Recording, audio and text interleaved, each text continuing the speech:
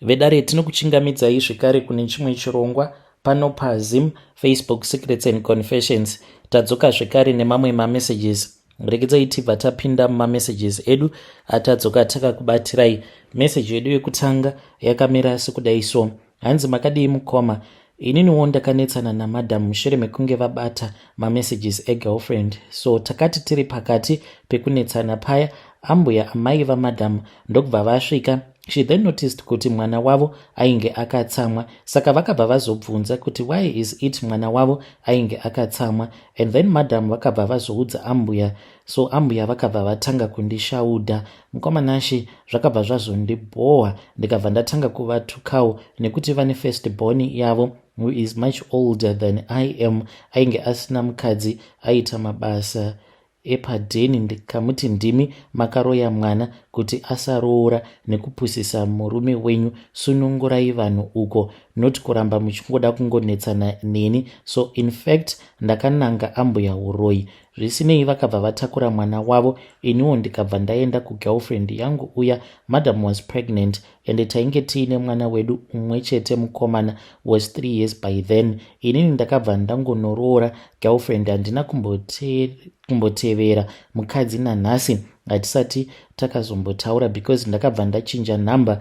in respect of my new wife, asi ndakamubudira pachena. Also ndakatuma muzukuru wangu akanotora mwana wangu. Now life yakazosara ikafaya, ndikazoitawo zvimari. Haiwa sofa ha zvekutengera baby motikari handingambotadzi. So ndakazongoti zviri nani kuti ndinge ndichienda kunoripa ambuya mushure mekunge ndataurawo nevamwe vehukama. Ndikabva ndataura namunyai akazonosvitsa kuna vatete. So ndiri kufanira kunoripa, but ndanzwa kuti kumba kuchange kuina ex ambuya navatezvara nhau. Nyaya iri pakuti ndovega vari 2 vachange varipo. Zvinoita here kunoripa hama dzaambuya dzisipo? Also ndiri kutya kuti vanogona kuzondibatira mishonga.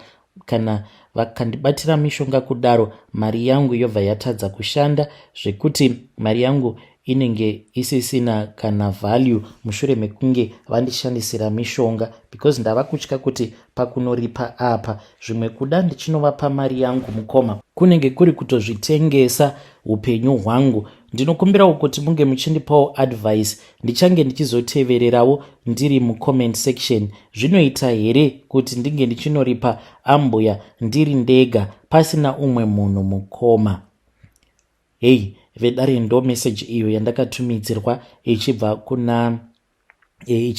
kuna mukoma vedu avo. Ngatizamei kuti tinge tichitaura navo mukoma. Hanzi zvinoita here kuti ndinge ndichienda kunoripa ambuya pasina dzimwe hama dzavo? I think hazviite, because mangwana mukoma munokwanisa kuzoripiswa zvekare.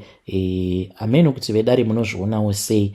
Hey, pakaipa vakuwasha vemazuva ano. Hanzi ndakati makapusisa vatezvara, makavadyisa mishonga mipfuwira kuti vange vachizopusa. Sunungurai vanhu uko, muri muroi yo ya mahwani.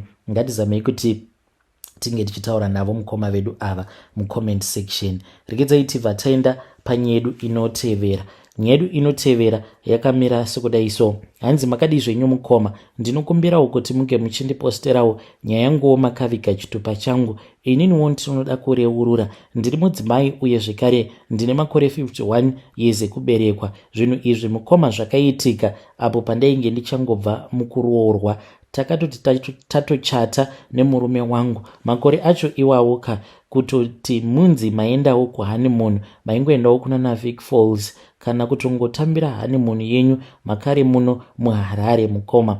So isuwo tainge tisina mari kana yekuenda kuVic Falls. Murume wangu iye he was a nurse pane chimwe chipatara chiri muno muHarare. Saka akabva azoti mudzimai wangu, tarira uone kuti tatotanga upenyu, kana mari hatina. But makore acho iwawo mukoma pandakawanikwa ini kana macivil servants vainge vachiri nevalue, uye zvekare kana hurumende yaitozviziva kuti ava ndivo vanonzi vashandi, they were first priority pane zvose, not zvemazuva ano. Saka murume wangu paainge achinditi mari hatina mudzimai wangu, ndanga ndafunga kuti tinge tichiita plani yakati nekuda kwekuti ndainge ndichiriwo mwana mudiki excited in marriage. Ndaingobvuma zvose ndaiti kana ndikanzi hande kwakati nemurume ndainge ndichibvuma. Ipapo tiri kuhanimun, paya pazvinonzi kana vanhu muri kuhanimun ndo pamunenge muchirongera remangwana. Mukoma murume akagara neni akabva ati sezvo tainge tisina mari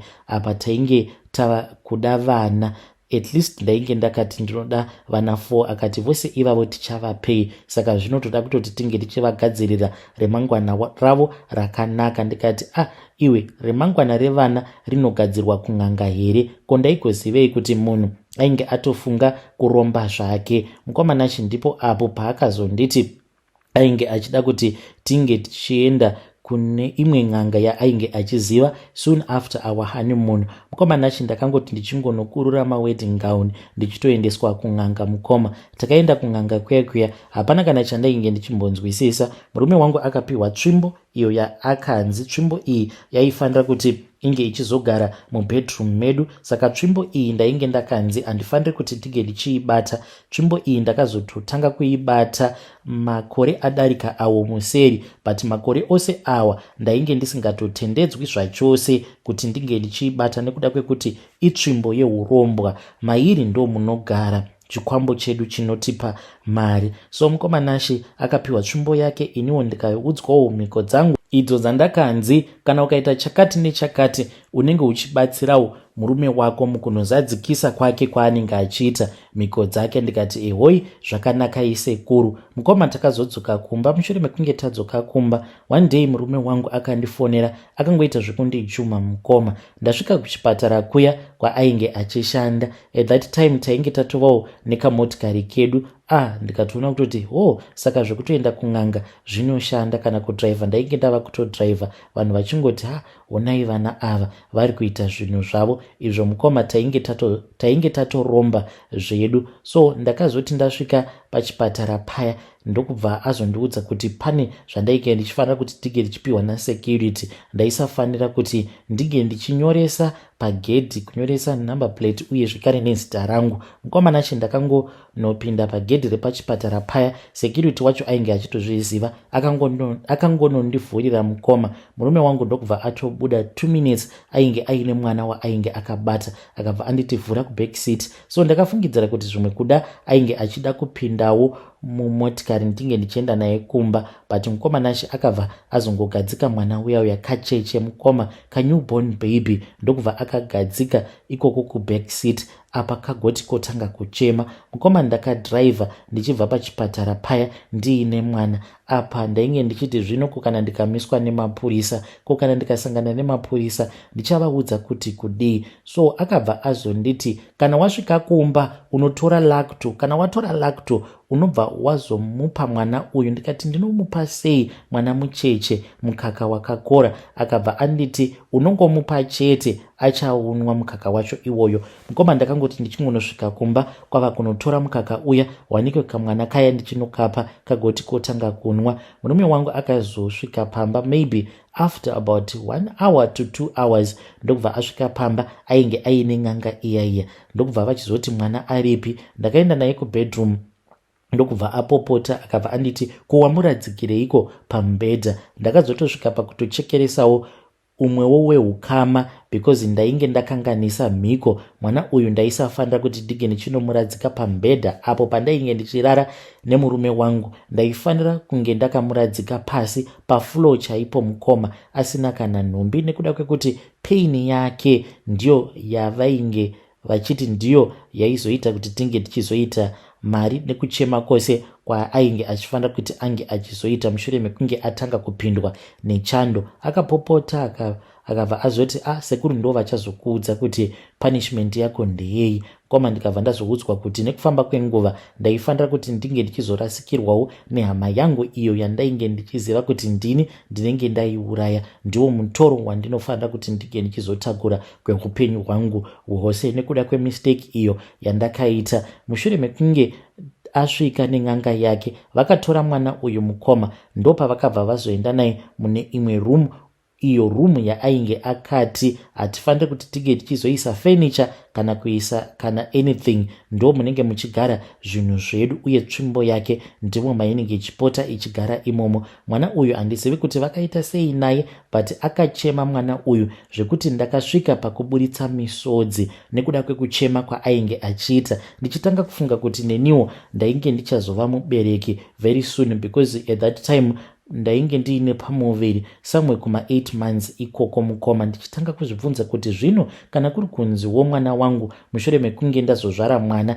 ko kana akazobiwa semabiro awo ataita mwana uyu achizochema semachemero ari kuita mwana uyu, ini panguva yacho ndinenge ndiri kupiko? Mukoma akabva achizotora mwana uya ndokubva azodzokera naye kuchipatara. Mangwana acho makuseni ndakati ndaenda kunomutora, ndakada kumubvunza kuti mwana wacho ainge ari ani, akangonditi nyarara, tichazotaura kana tasvika kumba. Tasvika kumba kuya mukoma nashi akati apedza kugeza, mushure mekunge apedza kugeza ndokubva auya akabva asika bonde neni. Mushure mekunge asika bonde neni akabva azotorawo zvainge zvobuda urume hwake hwakasanganawo nemafluids ainge achibuda musikarudzi mangu, akazvitora mukoma nashi ndokubva azozviisa mune kamwe kahari kainge kari kadiki diki, ndokubva azoenda murumu muya akanozvisiya. Paakadzoka mukoma, zvino ndakaona kuti munhu ainge ava kufara, ndikati kochiko kufara kwakanaka here? Akabva anditi zvaita bhebi, zvaita. Mukoma nashi ndakadhonzwa akaenda neni murumu muya, wanikwe kuti mainge muine rimwe zibhegi rainge ririmo rainge rakazara nemari mukoma, $100 mari dzedu dziya dzekudhara mari yedu payainge ichatenga. Mukoma nashi mushure mekunge ndaona mari iyaya ndakabva ndamubvunza zvekare kuti ko mwana uya ainge amuwana kupi, uye ainge ari wani, uye wai ainge asarudza kumushungurudza. Akaita hasha mukoma akabva ati ingawani zvekumushungurudza, wakazviudzwa nezuro nasekuru kuti mwana uyu anofanira kuti ange achishungurudziwa so that tinge tichikwanisa kuzoita mari. Haudi here kuita mari? Tariraone kuti une pamuviri, mwana wacho unoti ndichamupei. Mukoma nachi ndakabva ndazongoti it is okay, but ndoda kuziva kuti mwana uyu ndewani. Ndopa akabva azondiudza kuti mwana uyu ainge atori nherera zvake, hanzi painge paine umwe mukadzi uyo ainge akauya, ainge asina kana preparation zvachose, kana hama ainge akangounzwawo nevamwewo vainge vachiti vainge vari vavakidzani vake mukadzi uyu. So mushure mekunge azobetserwa mwana, hanzi akabva azongopera simba ndokubva azoshayika. So mwana uyu ndopa akawana mukana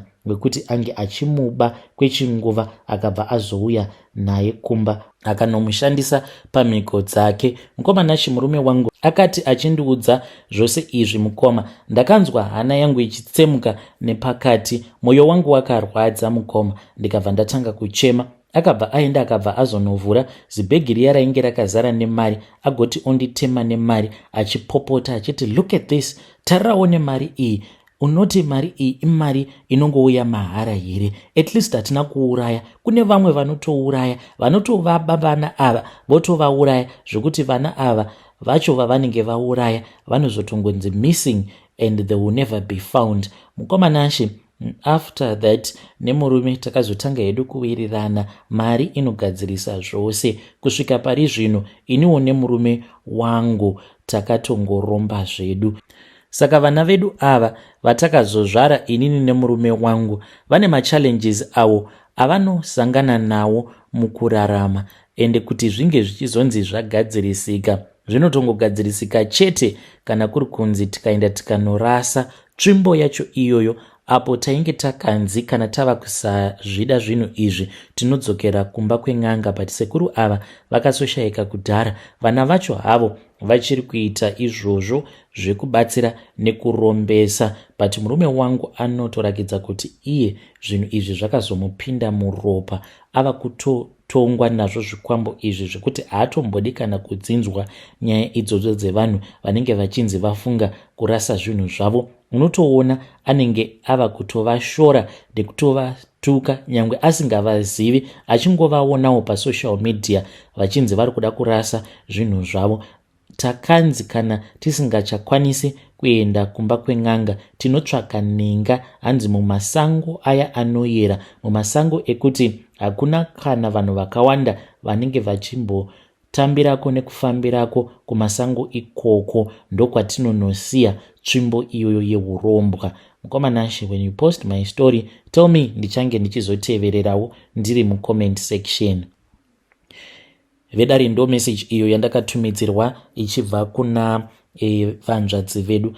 Ngatizamei kuti tinge tichitaura navo mucomment section. Hanzi chinondirwadza ndechekuti pavana vangu vose vandakazvara, umwe neumwe ane machallenges aari kusangana nawo muupenyu hwake, yet I know the cure to their problems, but I cannot tell them.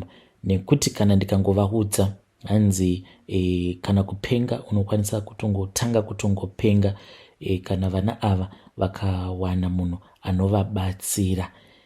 Pakaipa. Ngatizamei kuti tinge tichitaura navo vanzvadzi vedu ava mucomment section. Nyedu inotevera yakamira sekudai so. Hanzi makadi zvenyu mukoma, ndinokumbirawo kuti munge muchindiposterawo nyaya yangu makavikawo chitupa changu. Ininiwo ndinogara muno muRustenburg. Ndakaita chivi mukoma. This was a few months ago. Ndainge ndiine friend yangu mushure mekunge ambonetsana nemurume wake.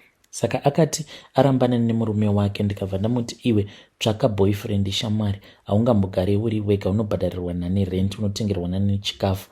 Ndokubva achizotanga kudanana neex yangu. Saka ainge asingadi kuti ndinge ndichizviziva, but munongoziva iya yavanoti gut feeling. One day ndakatongogara zvangu ndikati I don't feel okay. Ndimbosvika kumba kwefriend yangu, wanikwe vanhu vainge vatori mumachira vachirakidza kuti vainge vachangobva mukuisika bonde. Ndakarwadziwa mukoma, ndikati neex yangu unoreva kuti ungasvika pakukururwa bhurugwa neex yangu? Zvakandibata mukoma. Ndikati kubva ipapo takabva tatanga kunetsana. Ainge ofamba achindinyaya achitaura zvaanoda pamusoro pangu. Saka ainge aine mamwe mateki awo ainge akambondikweretesa. Ndokubva anditi shamwari ruda bhutsu dzangu zvikati. Ndikati handichazokupa hako, do not worry. Ngomanashi ndakabva ndazoenda kune vamwe madzimai tinobva kumasame areas. Saka ivavo munhu wekuti vanotongoita yose as long as uine mari, nyangwe munhu vanokwanisa kukuurayira munhu.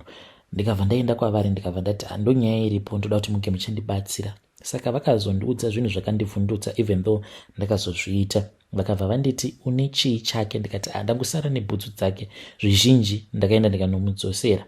Ndokubva vanditi bhutsu idzodzo tikufanira kuti tinge tichienda nadzo kumakova. Tikaenda nadzo bhutsu idzi vakati tinofanira kuti tinge tichidzisiya kwemazuva 3. Iniwo ndiine munamato yandinenge ndichishandisa kwemazuva 3. Ndikati dzinobiwa kani nananyaupe, but vakati hakuna kana anokwanisa kudzitora bhutsu idzodzo nekuda kweminamato yavainge vadziitira. Zvechokwadi after 3 days takaenda kwekwe madzimai tikanotora bhutsu dziya. Tichibvako kumakova ndakamufonera ndikati ndiri kunzwa kuti uri kufamba uchitaura zvaunoda pamusoro pangu, kuti kana mari yekutenga bhutsu handina.